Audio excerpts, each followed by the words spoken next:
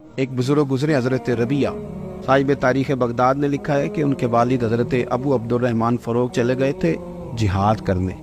تابعین کا دور تھا، اس زمانے میں جہاد ہوتا تھا کہ یہ علاقہ فتح کیا تو اگلے علاقے چلے گئے، وہ فتح کیا تو اگلے علاقے چلے گئے، وہ چلے گئے جہاد کرنے۔ 27 سال واپس ہی نہیں آئے۔ جاتی دفعہ بیوی کو 30,000 دینار دے گئے تھے کہ خیال رکھنا۔ واپس آئے 27 سال کے بعد، مدینہ شریف میں رہائش تھی۔ دروازے پہ دستک دی، بیٹے نے دروازہ کھولا تو ہاتھ میں نیزہ تھا۔ کہنے لگے پیچھے ہٹ، تو کون ہے میرے گھر پہ قبضہ کیا ہوا ہے؟ تو صاحبزادے کہنے لگے بابا تو کدھر سے آ گیا ہے؟ تو پیچھے ہٹ نا، میرے گھر میں تو کیوں بغیر اجازت کے داخل ہو رہا؟ بات بڑھ گئی، لوگ جمع ہو گئے۔ جب وہ بحث طویل ہوئی تو اندر سے والدہ نے پردے کے بیچ سے سنا تو کہنے لگی بیٹا ہٹ جا، یہ تیرے والد آئے۔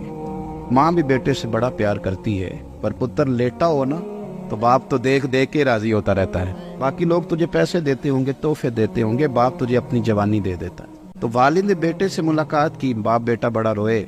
اب عصر کی اذان ہو چکی تھی مسجد نبوی میں۔ حضرت ربیہ چلے گئے نماز کے لیے۔ والد آئے تھے سفر سے، کھانا وانا کھایا، غسل کیا، فارغ ہوئے۔ پوچھتے ہیں اپنی اہلیہ سے کہ وہ میرا 30,000 دینار کدھر ہے؟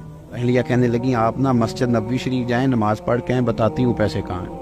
اب بیٹے جب گھر سے گئے تھے تو سادے لباس میں تھے، اب جب مسجد شریف پہنچے تو امامہ ہے، اور مسجد بھی معمولی نہیں، حضور کی مسجد ہے۔